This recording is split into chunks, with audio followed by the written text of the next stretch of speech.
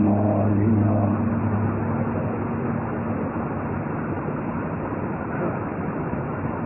من يهده الله فلا مضل له ومن يضلله فلا هادي له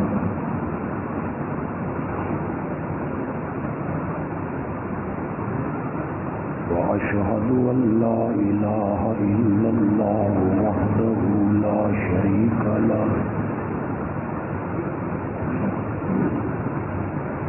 وأشهد أن محمدا عبده ورسوله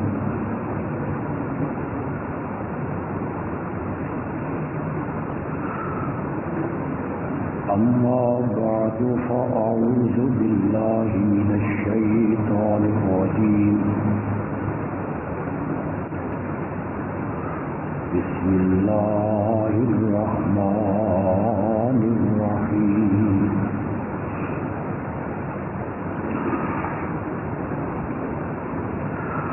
لقد رضي الله عن المؤمنين إذ يبايعونك تحت الشجرة فعلم ما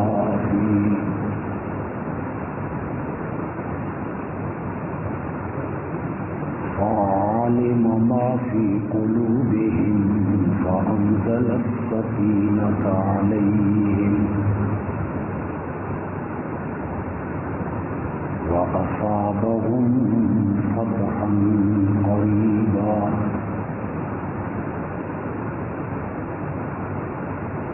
ومغانم كثيرة يأخذونها وكان الله عزيزا حكيما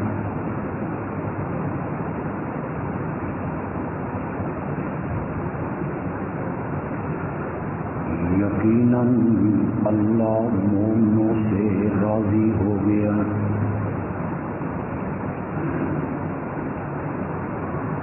جب وہ بیعت کر رہے تھے تیرے ہاتھ پر درخت کے نیچے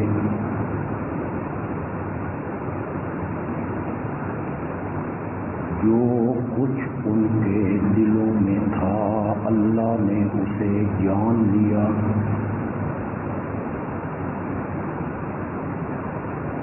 پھر اللہ نے ان مومنوں پہ تسکین اتاری اور انہیں بدلے میں عطا کی ایک قریبی فتح اور بہت ساری غنیمتیں بھی جس کو وہ حاصل کریں گے اللہ ہے غالب و حکمتوں والا اللہم صل علی سیدنا و مولانا محمد النبی الأمی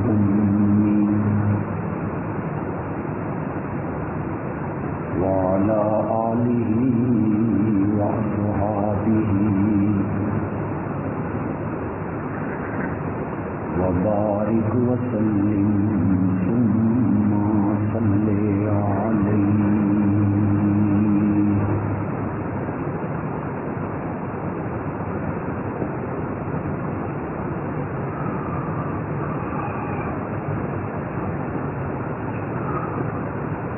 امام الانبیاء خاتم النبیین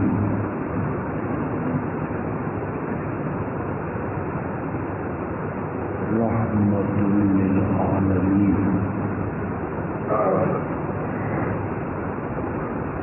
حضرت سیدنا محمد رسول اللہ صلی اللہ علیہ وسلم نے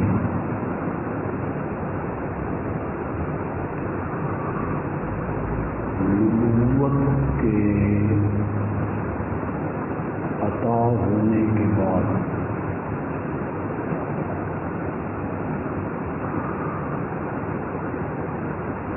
جو پیغام رسالت دیا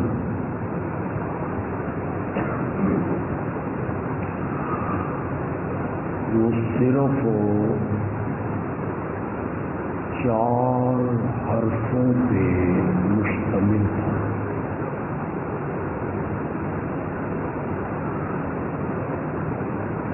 آپ نے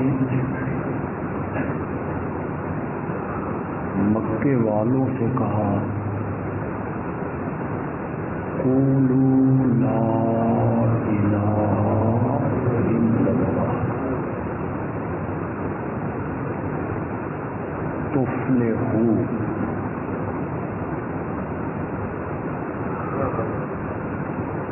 اس کلمے کا اقرار کر لو،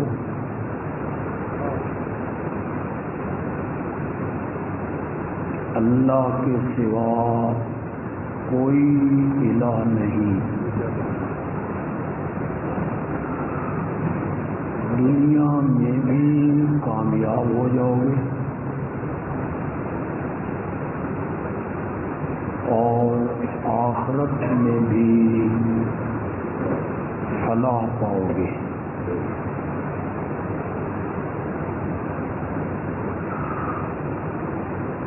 عرب کے لوگ چونکہ عربی دان تھے،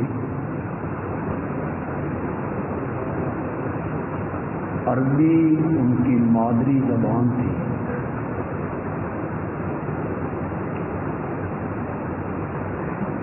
وہ الہ کا معنی، مطلب، مفہوم اچھی طرح سمجھتے ہیں۔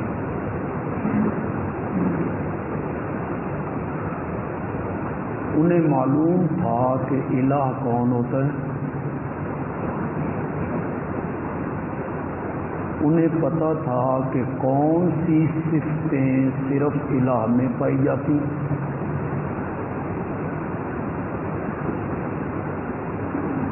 انہوں نے جب اس کلمے کو سنا سیکھ پا ہوئے اس کا اقرار کرنا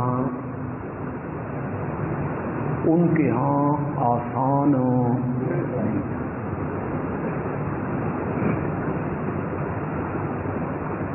وہ کہنے لگے اجعل الآلہۃ الہا واحدا، سارے معبودوں کا ایک معبود بنا دیا اس آدمی نے۔ ان ھذا لشیء عجاب، یہ بڑی عجیب بات۔ ما سمعنا بھذا فی الملۃ الآخرہ، ہم نے پہلے کسی دین میں ایسی بات نہیں، نہ یہودیوں سے نہ عیسائیوں سے، وہ بڑے بڑے عالم گدی نشین، یہ بالکل نئی دعوت ہے کہ اس کائنات کا الہ ہے تو وہ صرف اور صرف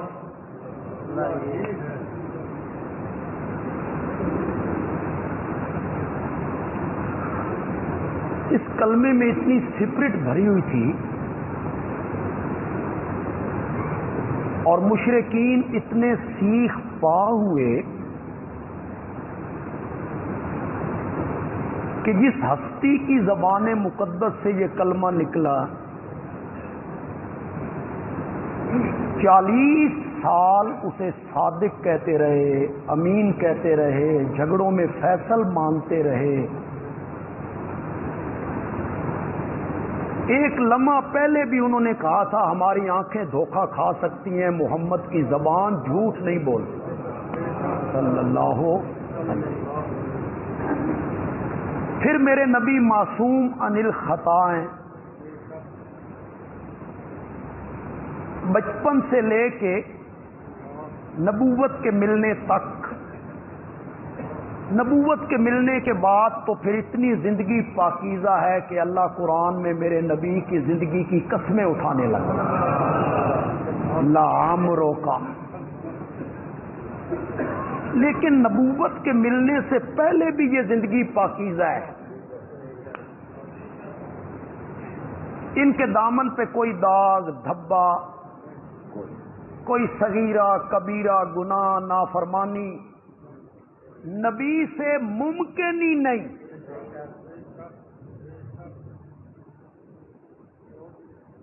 ممکن ہی نہیں کہ ان سے کوئی گناہ ہو. کوئی رب کی نافرمانی عمدن کرے، نبی سے یہ ممکن نہیں. ہم اہل سنت کا مسلک یہ ہے، خوب سمجھ لیں. آپ اہل سنت ہیں تو اس کو خوب سمجھ لیں کہ معصوم عن الخطا والعصیان، گناہوں سے، غلطیوں سے، عصیان سے، نافرمانیوں سے معصوم ہونا یہ صفت ہے نبوت کی. یہ جو اللہ نبی کے سوا اوروں کو کہا جاتا ہے نا معصومین، یہ شرک پھر رسالت ہے. اس کا نام کیا ہوگا؟ شرک پھر رسالت. کہ یہ صفت کس کی تھی؟ رسول کی تھی. انہوں نے کسی عالم میں مان لی، امام میں مان لی. کیوں جی؟ آج کتنے اہل سنت کے غلو کرنے والے لوگ ہیں جو سمجھتے ہیں کہ ہمارا پیر غلطی نہیں کر سکتا. کتنے؟ ہمارا پیر غلطی نہیں کر سکتا، ہمارا مرشد غلطیوں سے پاک ہے.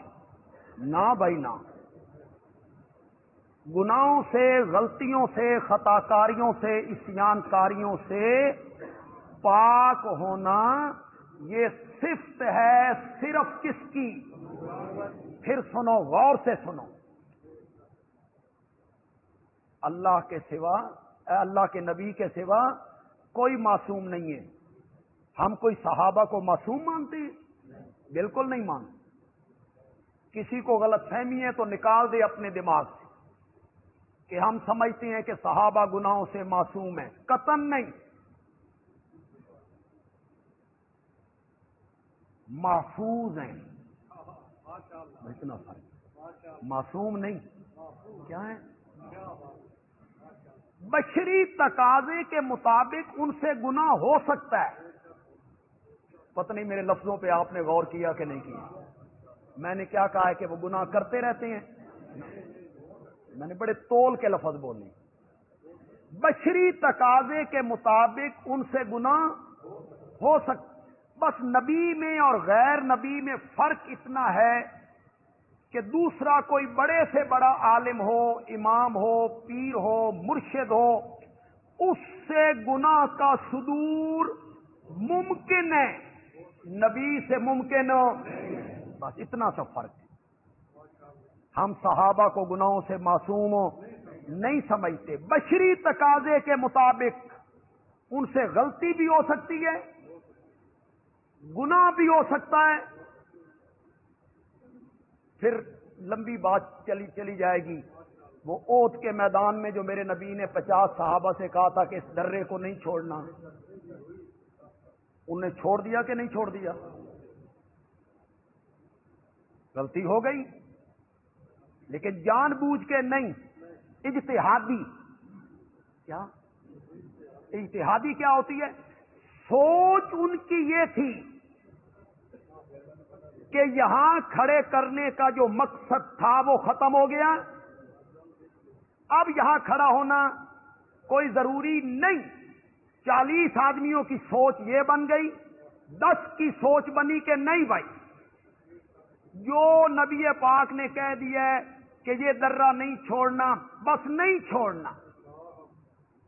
وہ 40 بھی مجتہد ہیں، یہ 10 بھی مجتہد ہیں. اور مجتہد جب اجتہاد کرتا ہے، اس کا اجتہاد صحیح ہو اس کو دوہرا اجر ملتا ہے، اجتہاد غلط ہو پھر بھی اس کو اکیلا اجر ملا کرتا ہے. کیوں؟ اس کے ذہن میں فطور نہیں ہے، نیک نیتی سوچ ہے اس کی، نیک نیتی سے سوچ ہے اس کی. بنو خندق سے واپس آئے، 26 दिन का मुहासरा था, 26 दिन का। खजूर कोई नहीं, खाने का सामान कोई नहीं, पेटों पे पत्थर बांध रखे हैं, खतरात है, मुशरिकीन ने घेर रखा है। रात को नींद नहीं, दिन में आराम नहीं। 26 दिनों के बाद जब मदीने में आए तो मेरे प्यारे पैगंबर जोर की नमाज पढ़ाने के बाद हुजरे में तशरीफ ले गए। आप हथियार उतारने लगे, जिब्रील आ गए।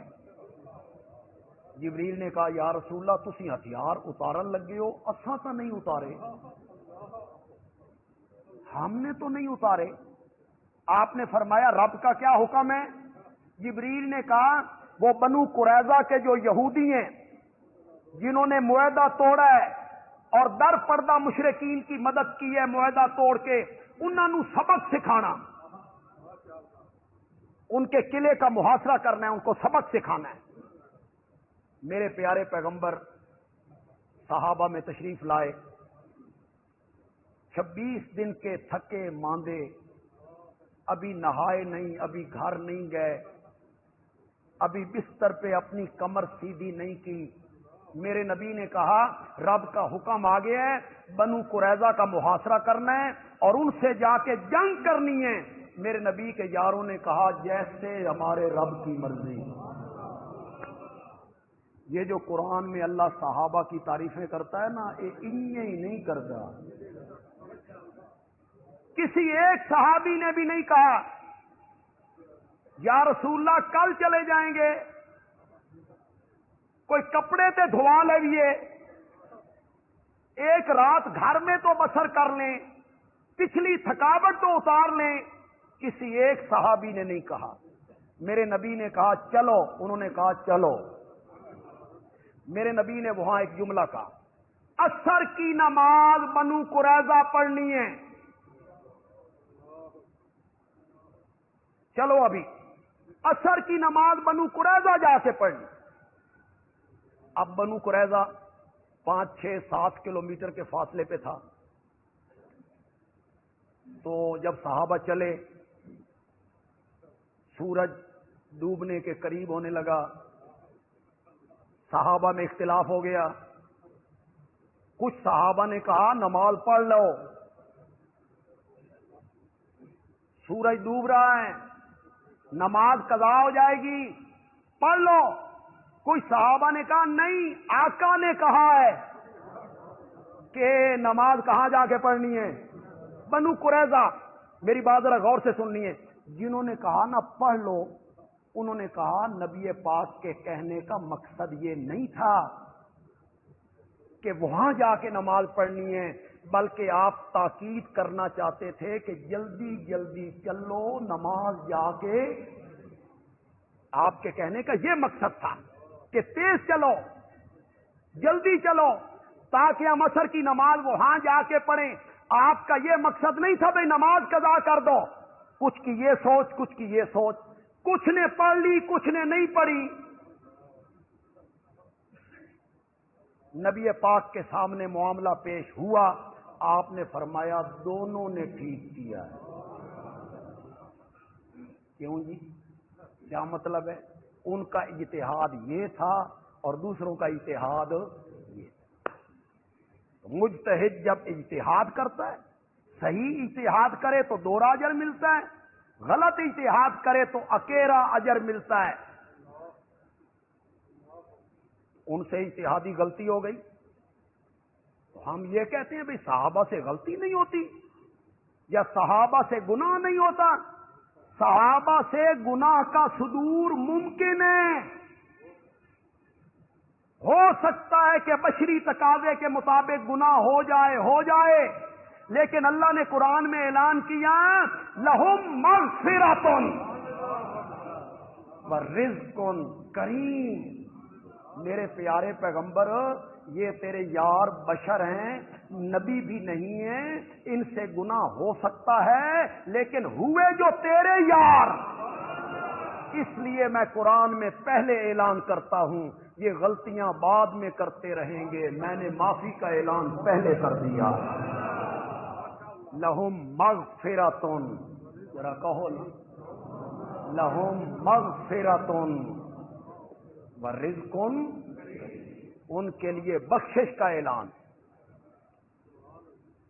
मासूम होना ये सिफ्त नबूवत की है। अल्लाह के नबी के अलावा कोई मासूम नहीं है। अल्लाह के नबी क्यों जी, हजरत माइस से जिना का सुदूर नहीं हुआ था? साहबी है ना वो, उन्होंने आज अल्लाह अकबर। यार बात ये नहीं है कि गुनाह हो गया, बात ये है कि गुनाह करने के बाद वो बंदा पलटा कैसे है, पलटा कैसे। या रसूलल्लाह हाथ लाओ, आपने रुख फेर लिया, गवाह को नहीं था, वो इधर आ गया। या रसूलल्लाह मुझसे जिना हो गया, हाथ लगाओ, आपने रुख फेर लिया, वो इधर आ गया। आपने एक साहबी से कहा इसका मुंह सूंघ यार, शराब तो नहीं पी रखी? आप हद से बचाना चाहते हैं। उसने कहा नहीं या रसूलल्लाह कोई शराब की बू नहीं है। आपने हद का हुक्म दिया, उसे हद लगाई गई, संसार किया गया। माइज भागे, सहाबा ने भागते माइज को पत्थर मारे। नबी पाक ने फरमाया जब वो भाग गए थे तो इकरार से रुजू हो गया था। पहले इकरार किया, ये भागना रुजू था, तुमने छोड़ देना था। एक बंदे की जबान से निकला माइज के मुताल्लिक कोई गलत जुमला कि माइज ने ऐसा काम किया है, नबी पाक ने फरमाया माइज के मुताल्लिक कुछ ना कहो। जो मगफिरत और रहमत मेरे रब ने माइज पर की है, अगर वो सारे मदीने पे फैला दी जाती तो पूरा मदीना ही बखश दिया जाता। सहाबा से गलती हो सकती है, मासूम नहीं है। मासूम सिर्फ कौन है? जोर से बोलो, पका लो, ये अहले सुन्नत का मसलक। अहले सुन्नत के अकायद की किताबों में ये मसलक दर्ज है। अहले सुन्नत का मुत्तफक अलैह मसला है कि गुनाहों से मासूम होना ये सिर्फ किसकी है? नबूवत की है, नबूवत की है। नबी के अलावा कोई मासूम नहीं है, कोई मासूम नहीं है। मैं तफसील में तो नहीं जाऊंगा, लेकिन आपको देखूंगा कि कितने लोग मेरे इशारे को समझ पाए हैं, कितने लोग मेरे इशारे को समझ पाए हैं। अगर तुझे इसरार है कि हमारे इमाम मासूम होते हैं और उनसे गलती नहीं होती, अगर तुझे इस बात पर इसरार है तो फिर बंदयालवी कहना चाहता है तेरे एक इमाम ने नहीं, दो इमामों ने मुआविया के हाथ पर बैत कर रखी है। गलती तो फिर करते नहीं, उन्होंने उसके हाथ पे बैत की है। ये कह देना कि हुकूमत दे दी थी, हुकूमत दे दी, चुप करके घर बैठ गए, नहीं, सुलो भी की, और सुलो करने के बाद हजरत मुआविया के हाथ पर क्या की है? बैत। कोई इनकार करे, दुनिया का कोई मुअर्रिख इनकार करे, दुनिया का कोई मुहद्दिस इनकार करे, इस्लाम का मुद्दई कोई फिरका इनकार करे, करे इस सुलो से इनकार, इस बैत से इनकार करे, उठे और कहे कि नहीं, नहीं उन्होंने सुलो की, नहीं उन्होंने बैत की। इस्लाम का मुद्दई कोई फिरका इस सुलो से इनकार नहीं कर सकता, इस बैत से इनकार नहीं कर सकता। तो फिर सुनो नौजवानों, ये जो तुम्हें पट्टी पढ़ाई जाती है, मुआविया बागी था, खाती था, अली के खिलाफ तलवार उठा के आया था, इसलिए तुम तनकीद करते हो। आज तुम्हें पता चल गया है कि वो बागी था और अली के खिलाफ तलवार उठा के आया था, अली के बेटे को पता नहीं चला। हजरत हसन ने उनके हाथ पे सुलो करके मुआविया की सारी सफाइयां पेश कर दी, सारी सफाइयां पेश कर दी। हम तो हसन के गुलाम हैं, मौला हसन, مولا بمانا غلام، مولا حسن، ہم حضرت حسن کے کیا ہیں؟ غلام ہیں۔ ہم حضرت حسین کے کیا ہیں؟ غلام ہیں۔ ہم حضرت علی کے کیا ہیں؟ غلام ہیں۔ ہم تو حضرت حسن کے غلام ہیں بھائی۔ حضرت حسن کی جوتیاں ہمارے سر کا تاج ہیں، اور حضرت حسن کے پاؤں کی مٹی ہماری آنکھوں کا سرمہ ہے۔ حضرت حسن ہمارے لیے قابل احترام ہے، وہ میرے نبی کے صحابی ہیں، میرے نبی کے نواسے ہیں۔ تو پھر جس معاویہ سے حسن نے صلح کر لی تھی، بندیالوی اس معاویہ سے جنگ نہیں کرنا چاہتا۔ ہماری جنگ نہیں ہے اس معاویہ سے۔ تم جنگ کرو معاویہ سے، تم صلح نہیں کر سکتے ہو تو نہ کرو۔ ہم نے تو معاویہ سے اس لیے صلح کر دی کہ حضرت حسن نے ان کے ساتھ کیا کر لی تھی؟ صلح بھی کی، اور حکومت ان کے سپرد کی، اور ان کے ہاتھ پر بیعت۔ بیان یہ کر رہا تھا کہ یہ لا الہ الا اللہ کی دعوت جس ہستی کی زبان سے نکلی وہ کیا تھے؟ معصوم تھے۔ ان سے کوئی گناہ زندگی میں ہوا ہی نہیں، کوئی غلطی کوئی گناہ نہیں ہوا ہے، ساری زندگی جھوٹ نہیں بولا، کنواری لڑکی سے بڑھ کے حیادار ہے۔ تو جب اس ہستی کی زبان سے یہ جملہ نکلا تو مشرکین مکہ نے اس ہستی کے ساتھ کیا سلوک کیا تھا؟ یہ بتانے کی ضرورت ہے آپ کو؟ تاریخ پڑھتے رہتے ہو، علماء سے سنتے رہتے ہو، میرے پیارے پیغمبر سے کیا سلوک ہوا؟ فتوے نہیں لگے، کذاب نہیں کہا گیا، مجنون نہیں کہا گیا، جادوگر نہیں کہا گیا، شاعر نہیں کہا گیا، اساطیر الاولین کے تانے نہیں دیے گئے، پتھر نہیں مارے گئے، گلے میں رسیاں ڈالی گئیں، پاؤں میں کانٹے بچھائے گئے۔ یہ سب کچھ اس ہستی کے ساتھ ہو رہا ہے۔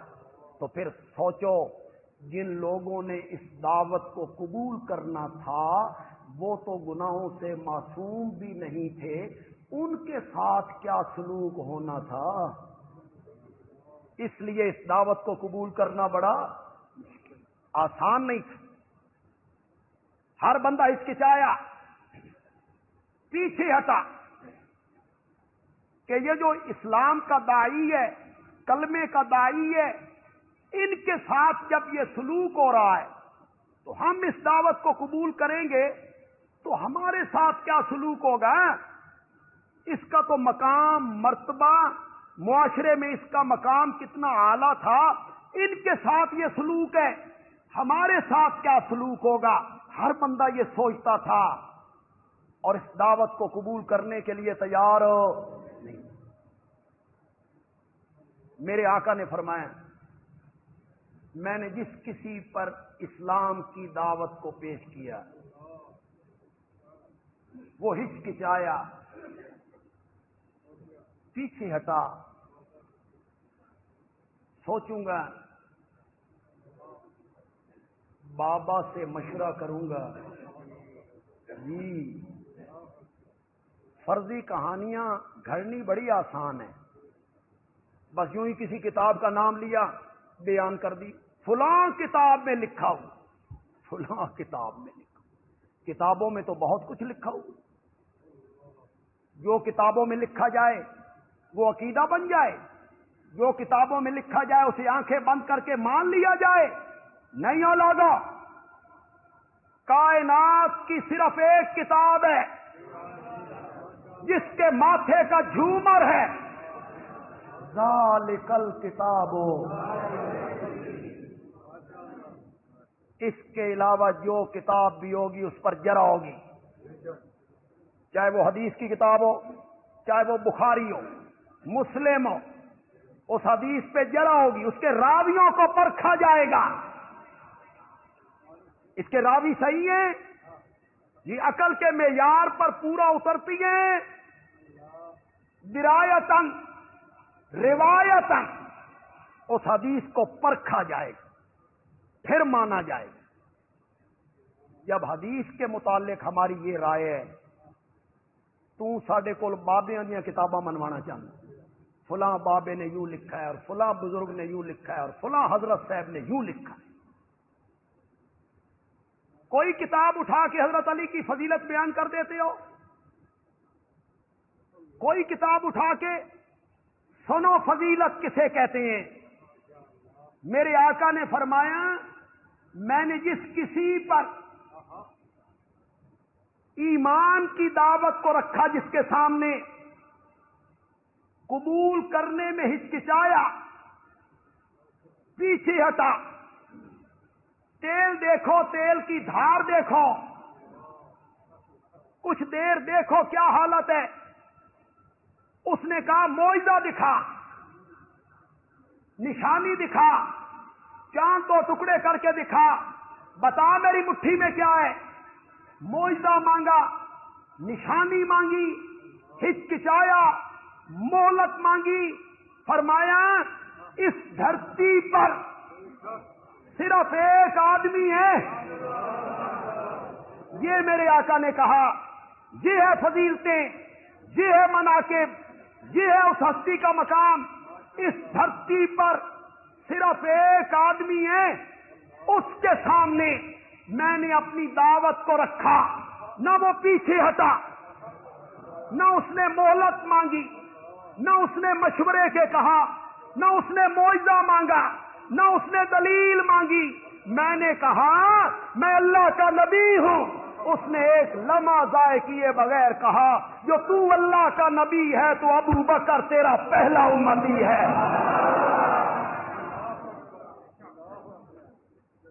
فضیلتیں یہ ہوتی ہیں جو تم گھڑتے رہتے ہو نا اور بیان کرتے رہتے ہو، اور اہل سنت میں بھی مشہور کر دیا ہے تم نے۔ خم غدیر حجۃ الوداع سے واپسی پر ایک مقام ہے، وہاں نبی پاک نے ایک جملہ فرمایا اور حضرت علی کا ہاتھ بلند کر کے کہا، من کن تو مولا ہو فعلی مولا، جس کا میں مولا اس کا علی مولا۔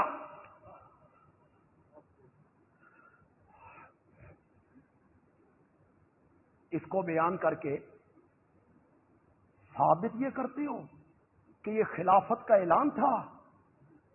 آپ نے اپنے انتقال سے 3 مہینے پہلے خم غدیر پر حضرت علی رضی اللہ تعالیٰ عنہ کا ہاتھ بلند کر کے خلافت کا اعلان کر دیا تھا کہ میرے بعد خلیفہ علی ہوگے۔ من کن تو مولا ہو فعلی مولا۔ ہمارے بھی ایک مبلغ ہیں خیر سے، انہوں نے بھی اسے بیان کیا اور بڑے پیارے انداز میں بیان کیا، اور یہ بیان کر کے کہتے ہیں کہ یہ حدیث پڑھو، اس کے بعد حضرت علی کو مولا علی کہنا چاہیے۔ من کن تو مولا ہو فعلی مولا، کیونکہ نبی پاک نے کہا علی کو مولا، تو ہمیں مولا علی کہنا چاہیے۔ آگے فرماتے ہیں، ہم اہل سنت تو نہیں کہتے، اور وہ فلاں کہتے ہیں، صحیح کہتے ہیں۔ وہ فلاں کہتے ہیں تو وہ صحیح کہتے ہیں۔ یا تو حضرت صاحب تجاہل عارفانہ کرتے ہیں، یعنی پتہ سب کچھ ہے، جان بوجھ کے جاہل بنے ہوئے ہیں، یا انہیں پتہ نہیں ہے۔ حضرت وہ جو فلاں مولا علی کہتے ہیں نا، وہ مولا کس معنی میں کہتے ہیں؟ خدا کا خوف کرو، اللہ سے ڈرو۔ جن کے متعلق تم کہہ رہے ہو کہ وہ مولا علی کہتے ہیں تو وہ صحیح کہتے ہیں، ہمیں بھی اس طرح کہنا چاہیے۔ حضرت وہ کس معنی میں کہتے ہیں؟ وہ مددگار کے معنی میں کہتے ہیں، وہ خلیفہ بلا فصل کے معنی میں کہتے ہیں کہ نبی پاک کے بعد خلافت حضرت علی کا حق تھا، اس معنی میں کہتے ہیں۔ حضرت آپ کو 14 صدیوں کے بعد سمجھ آئی کہ مولا علی کہنا چاہیے۔ کمال یہ ہے، آپ میں جو پڑھے لکھے لوگ ہیں، میرے آقا نے کیا کہا تھا؟ من کن تو مولا ہو، کیا میں نے؟ جس کا میں مولا اس کا علی مولا، تو پھر مولا محمد بھی کہنا چاہیے۔ اپنے متعلق بھی تو آپ نے کہا جس کا میں مولا اس کا علی مولا، تو پھر مولا محمد بھی کہنا چاہیے؟ کہتا ہے کوئی؟ کسی حدیث کی کتاب میں حضرت علی کے متعلق کسی محدث نے مولا علی کہا ہے؟ کسی فقیہ نے مولا علی کہا ہے؟ قرون اولا کے کسی آدمی نے مولا علی کہا ہے؟ کسی صحابی نے مولا علی کہا ہے؟ حضرت علی کے شاگردوں نے مولا علی کہا ہے؟ انہوں نے حدیث تو نبی پاک سے براہ راست سنی تھی حضرت،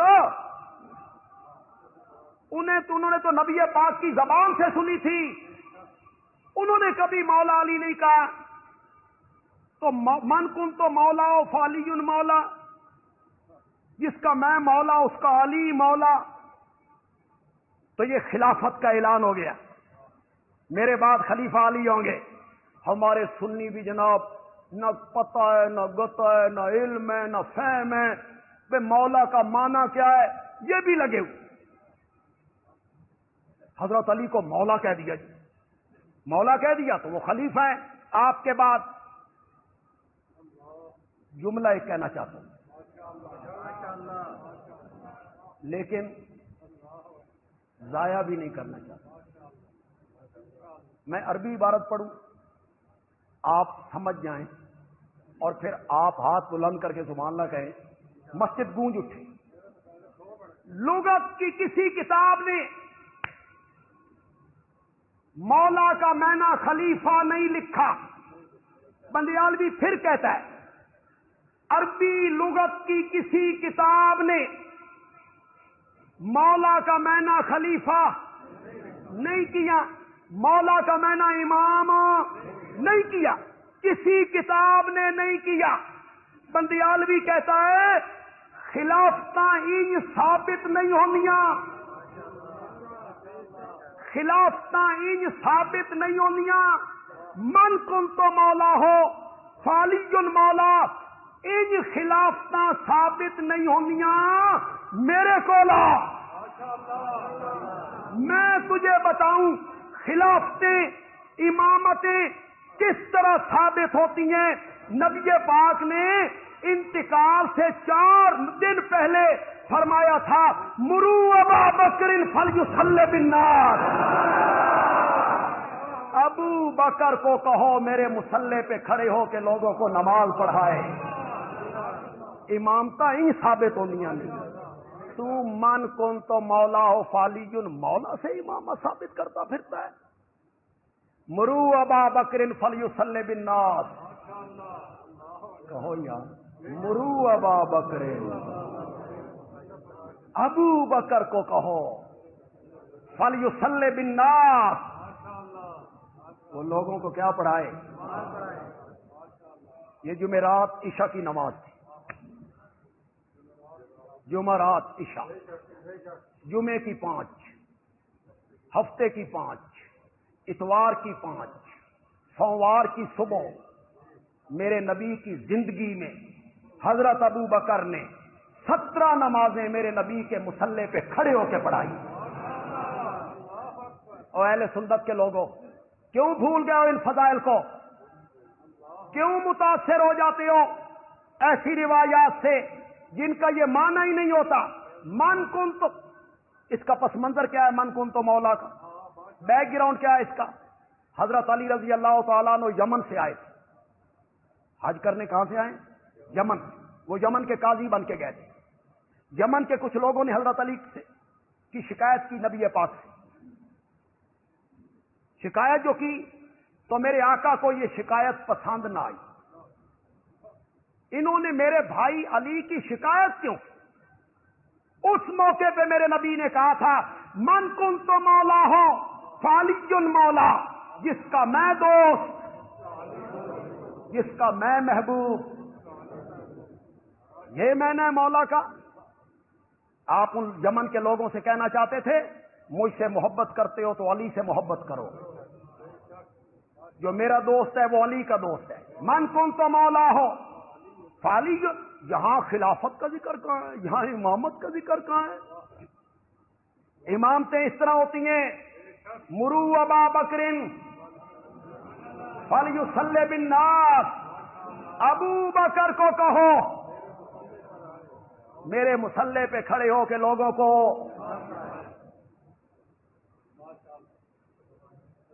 17 نماز، کتنی نمازیں؟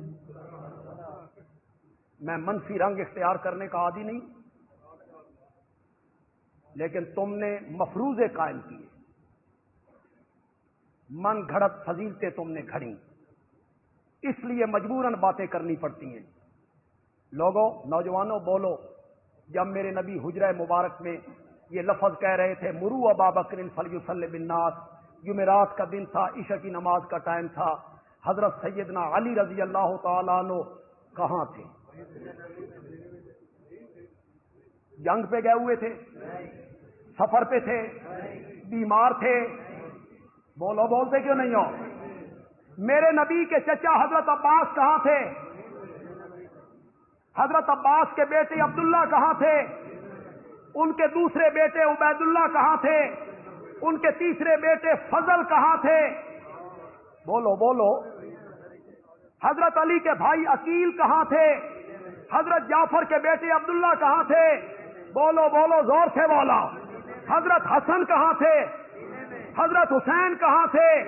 حضرت علی بھی مدینے میں، حضرت عباس بھی مدینے میں، عباس کے بیٹے مدینے میں، نواسے مدینے میں، چچا کے بیٹے مدینے میں۔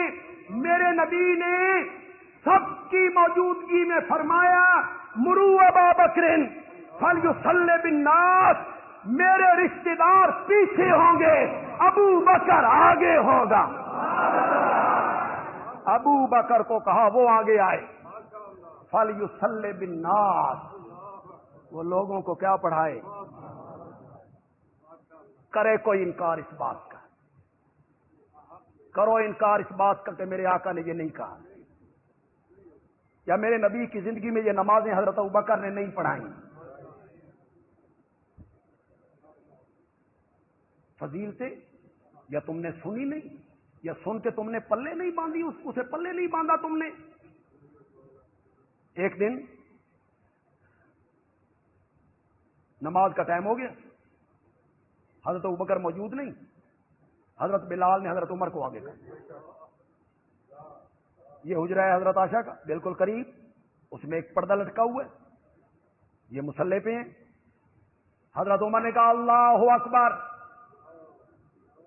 حجرے میں آواز پہنچی، میرے نبی نے محسوس کیا آواز میرے یار دی تے نہیں، آواز میرے یار دی نہیں۔ میرے نبی نے وہیں سے فرمایا لا لا لا، نہیں نہیں نہیں، یا اللہ ہو۔ سنو ذرا، سنو اور محبت میں ڈوب کے سنو، ذرا لفظ سنو میرے آقا کے، یا اللہ ہو والمومنون، عرش پہ اللہ انکار کرتا ہے، یا اللہ ہو عرش پہ اللہ انکار کرتا ہے، فرش پہ مومن انکار کرتے ہیں۔ عرش والا اور فرش والے کسی کی امامت کو مانتے ہیں تو وہ ابو بکر کی امامت ہے۔ ابو بکر کو کہو وہ نماز پڑھائے۔ مرو ابا بکر فلیصلی بالناس، ابو بکر کو کہو میرے مصلے پہ کھڑے ہو کے لوگوں کو۔ میں کئی دفعہ یہ باتیں کر چکا ہوں، لیکن حضرت ابو بکر سے محبت ہے مجھے بھی، آپ کو بھی۔ کیوں نہ ہو، ابو بکر نے اپنا سب کچھ میرے نبی پہ قربان کر کے رکھ دیا تھا، سب کچھ نچھاور کر کے رکھ دیا تھا۔ نعرہ تکبیر، مصطفیٰ کا ہم سفر، مصطفیٰ کا ہم سفر، نعرہ تکبیر۔ تبوک میں پورے گھر کا مال، تبوک میں پورے گھر کا مال، حضرت عمر نے آدھے گھر کا مال، حضرت عثمان نے بہت کچھ لٹایا۔ میں اب منفی رنگ اختیار نہیں کرنا چاہتا، حضرت علی میری آنکھوں کا نور ہے، جس طرح حضرت عثمان نور ہیں۔ لیکن مالی جہاد میں مال کے لحاظ سے جو جہاد ہوا ہے اس میں ابو بکر عمر عثمان کی کوئی مثال ہی کوئی نہیں، مثال ہی۔ ایک دن میرے آقا کی طبیعت سنبھل گئی، حضرت ابو بکر نماز پڑھا رہے، فرمایا نماز ہو گئی ہے کہ ہو رہی ہے؟ فرمایا وضو کرواؤ، آج میں بھی مسجد میں جا کے نماز پڑھنا چاہتا ہوں۔ وضو کروایا گیا، یوں کھڑکی سے جو مسجد کی طرف کھلتی تھی آپ دو آدمیوں کے سہارے مسجد میں تشریف لائے، پاؤں مبارک زمین پہ گھستے ہوئے آ رہے، نکاہت ہے، کمزوری ہے، بخار ہے، قدم اٹھانے کی طاقت نہیں ہے، گھستے ہوئے آ رہے ہیں۔ کچھ ادھر کے نمازیوں نے اشارہ کیا کہ نبی آ گئے، کچھ حضرت ابو بکر کو محسوس ہوا کہ نبی پاک آ گئے، ابو بکر مصلی سے پیچھے ہٹے، پیچھے ہٹے کہ جہاں نبی آ جائے وہاں ابو بکر بھی مصلی پہ کھڑے ہونے کی طاقت نہیں رکھتا۔ اگلی گل بھی میں کراں کہ سمجھ گئے ہو؟ اگلی بات بھی میں کروں کہ سمجھ گئے ہو؟ یہ کہتا ہے دم بدم پڑھو درود کہ حضرت بھی ہیں یہاں موجود لیکن نماز میں پڑھانی ہے۔ نبی پاک موجود ہیں لیکن نماز، میرا نبی آیا، ابو بکر نبی کا سچا عاشق ہے، سچا عاشق ہے نا، اس نے قدم پیچھے ہٹائے، نبی جو آ گئے، میرے پیارے پیغمبر نے دیکھا کہ ابو بکر نے قدم پیچھے ہٹائے، میرے نبی نے وہیں سے فرمایا مکانک یا ابا بکر، مکانک یا ابا بکر، مکانک یا ابا بکر۔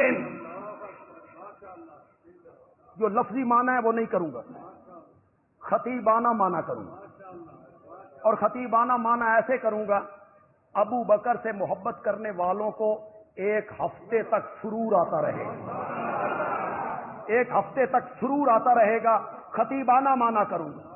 میرے نبی نے کہا مکانک یا ابا بکر، ابو بکر اپنی جگہ سے کھلوتا رہے،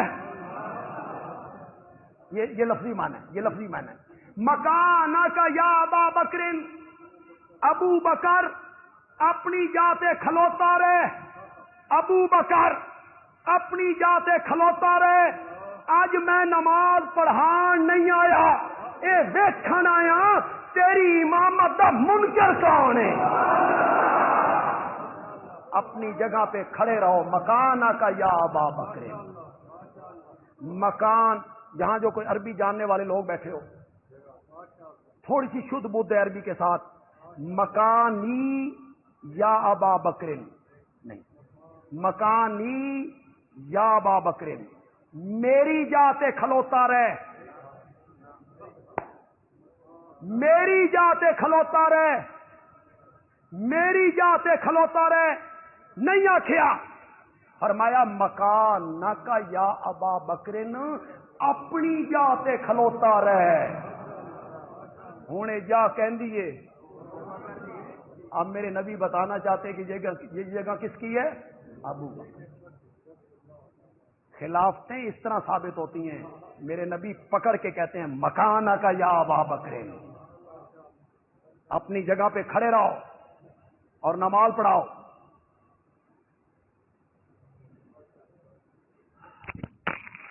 بات یہ ہے، آپ میں سے جو لوگ تاریخ جانتے ہیں اور کچھ علم کے ساتھ ان کا تعلق ہے، تو آپ کو پتہ ہے کہ ایک بڑا مشہور واقعہ ہے آپ کے انتقال سے 4 دن پہلے کا، کہ میرے پیارے پیغمبر نے قلم دوات منگوائی، یہ بڑا مشہور ہے، اس کو کہتے ہیں واقعہ کرتاس، واقعہ کرتاس، کرتاس کاغذ کہتے ہیں۔ آپ نے فرمایا کاغذ قلم لاؤ، میں تمہیں کچھ ایسی باتیں لکھ کے دوں کہ پھر تم کبھی گمراہ نہ ہو. جتنے لوگ پاس بیٹھے ہوئے تھے ان میں حضرت عمر بھی تھے, یقیناً حضرت علی بھی ہوں گے, وہ تو گھر کے فرد تھے, داماد تھے اس گھر کے, کسی کا نام نہیں لیا. کیوں جی؟ اس روایت میں یہ ہے اے عمر تو قلم دوات لے آ, نہیں. یا آپ نے حضرت علی سے کہا نہیں, آپ نے مطلق کہا کاغذ قلم لاؤ,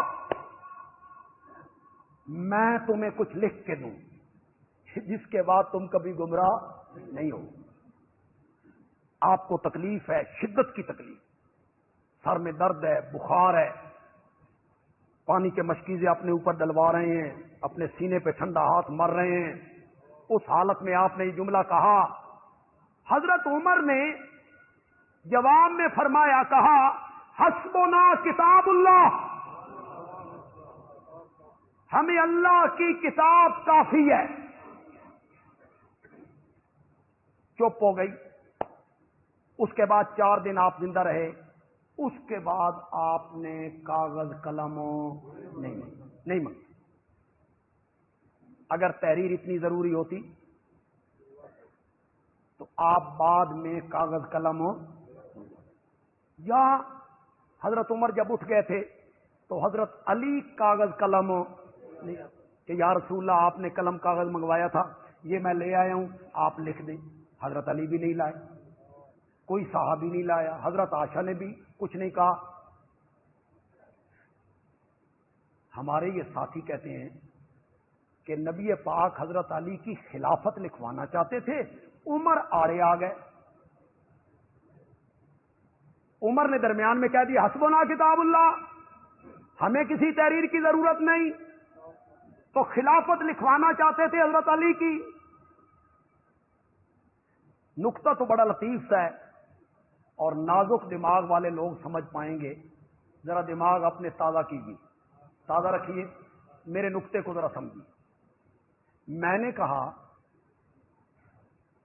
کہا حجۃ الوداع سے واپسی پر خم غدیر کے موقع پر لاکھوں کے مجمع میں حضرت علی کا ہاتھ بلند کر کے من کن تو مولا ہو فالی مولا, میرے نبی حضرت علی کی خلافت کا اعلان کر چکے تھے.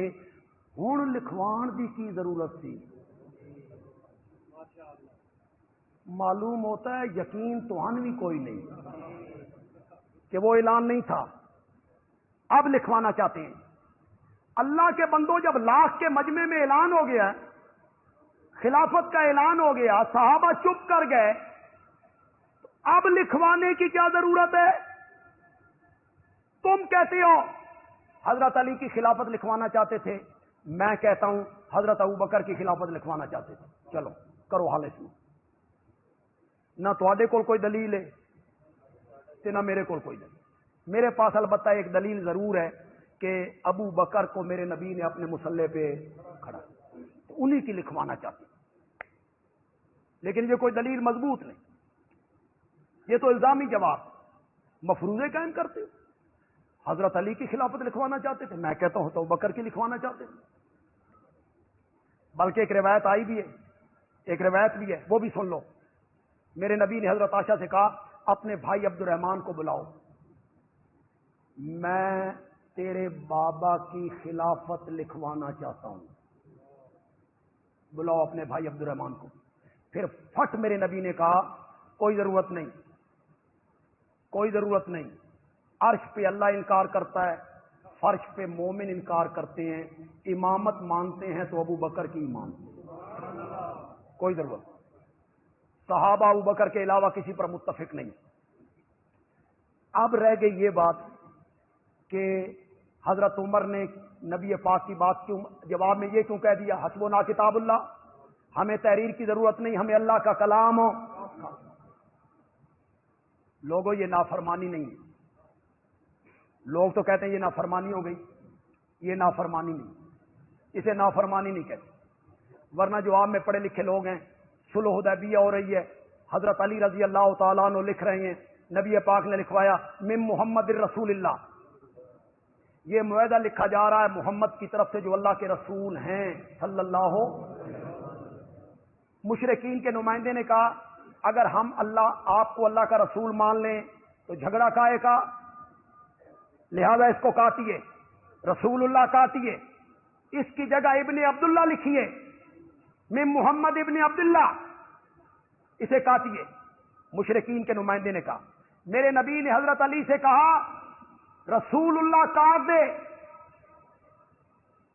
اس کی جگہ ابن عبداللہ لکھ دے، حکم ہے میرے نبی کا حکم، اسے کاٹ دے، اس کی جگہ ابن عبداللہ لکھ دے، میرے نبی کا حکم ہے۔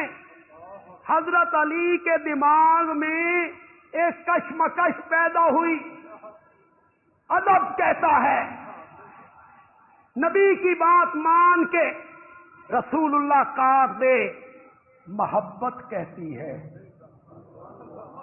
محبت کہتی ہے کہ نہیں۔ حضرت علی کہتے ہیں یا رسول اللہ علی کے ہاتھ کٹ سکتے ہیں، رسول اللہ کا لفظ مٹا نہیں سکتے، نہیں مٹا سکتے۔ اسے نافرمانی کہو گے؟ خدا دی قسم ہے میں پوری امت دیاں فرما برداریاں حضرت علی کی اس ظاہری نافرمانی پہ قربان کر دوں۔ مزہ نہیں آ گیا محبت کا، مزہ نہیں آ گیا عشق کا، تعلق کا، میں نہیں کاٹوں گا۔ کتنے لوگ سمجھ پائیں گے یار؟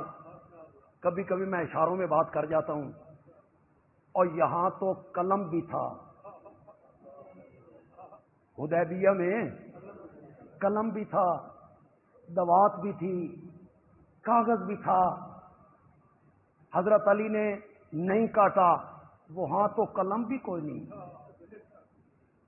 کاغذ بھی کوئی نہیں، دوات بھی کوئی نہیں، ابھی میرے نبی نے صرف منگوائی ہے۔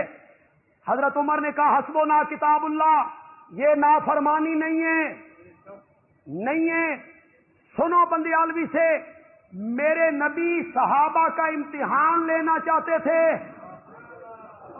ضروری ہوتا تو پھر منگواتے نا، تحریر ضروری ہوتی تو لکھوا کے جاتے نا، حضرت علی قلم دوات لے کے آتے نا۔ اس لیے میرے نبی امتحان لینا چاہتے تھے کہ آج سے 3 مہینے پہلے حجۃ الوداع میں نے ایک خطبہ دیا تھا، میری امت کے لوگوں میں تم میں 2 چیزیں چھوڑ کے جا رہا ہوں، ایک اللہ کی کتاب، ایک اپنی سنت، اس کو مضبوطی سے پکڑے رکھو گے، کبھی گمراہ نہیں ہوو گے، کبھی گمراہ نہیں ہوو گے، پھر دین کامل ہو گیا۔ میرے نبی امتحان لینا چاہتے تھے، میرے یاروں کو وہ خطبہ یاد ہے، وہ خطبہ یاد ہے، میرے نبی نے امتحان لیا اور فاروق اعظم 100 میں سے 100 نمبر لے کے پاس ہو گیا تھا۔ سارے صحابہ نے اس کی تائید کر دی، حضرت علی نے بھی تائید کر دی، میرے نبی بھی خاموش ہو گئے۔ اگر حضرت عمر کا جواب ٹھیک نہ ہوتا، اس کے بعد 4 دن میرے نبی دنیا میں رہے، میرے نبی کاغذ قلم دوات منگواتے نا، لیکن میرے نبی نے پھر اس کا مطالبہ نہیں کیا، تو میرے نبی بھی حضرت عمر کے جواب پر کیا ہو گئے تھے۔ ہمارے ایک گجرانوالہ میں ایک عالم تھے، شیخ الحدیث مولانا حافظ محمد اسلم سے، بڑے اچھے عالم تھے، ان کا کل انتقال ہوا، آج ان کا جنازہ ہے۔ سب لوگ ایک عالم کی جو موت ہوتی ہے وہ پورے عالم کی موت، سب لوگ ان کے لیے دعا کریں گے، ان کی مغفرت کے لیے دعا کریں گے۔ ہمارے ڈاکٹر حسین احمد صاحب عبداللہ بسال صاحب، ان کی والدہ محترمہ، وہ قضاء الہی سے گزشتہ دنوں ان کا بھی انتقال، بڑی موحدہ خاتون اور بڑی عابدہ زاہدہ ساجدہ نیک خاتون، درس قرآن سے محبت، درس قرآن دینے والی خواتین سے محبت، درس قرآن اپنے گھر میں دلوانا، پھر ان میں شرکت کرنا، تو وہ جو ایک خوبیاں ہوتی ہیں ایک مومنہ عورت میں، وہ ساری خوبیاں ان میں موجود تھیں۔ ہم ان کے ہاتھوں میں میں ان کے ہاتھوں میں پلا ہوں، ہمارے ساتھ ایسے تعلقات ان کے تھے، تو اللہ تعالیٰ ان کی مغفرت فرمائے، ان کے درجات بلند فرمائے، اور ان کے ساتھ اپنی رحمت کا، مغفرت کا، محبت کا معاملہ۔ اصل زندگی وہی ہے۔ اس زندگی میں اگر اللہ نے محبت کر لی، رحمت کر لی، پیار کر لیا، تو پھر بندے کا بیڑا پار ہو گیا۔ تو ان کے لیے بھی ہم سب لوگ دعا کریں گے، ان کی مغفرت کے لیے، ان کی بخشش کے لیے، اور ان کے جو پسماندگان ہیں، بیٹے ہیں، پوتے ہیں، نواسے ہیں، نواسیاں ہیں، بیٹیاں ہیں، ان کے صبر جمیل کے لیے کہ اللہ تعالیٰ انہیں صبر جمیل عطا فرمائے۔ دے جی اذان۔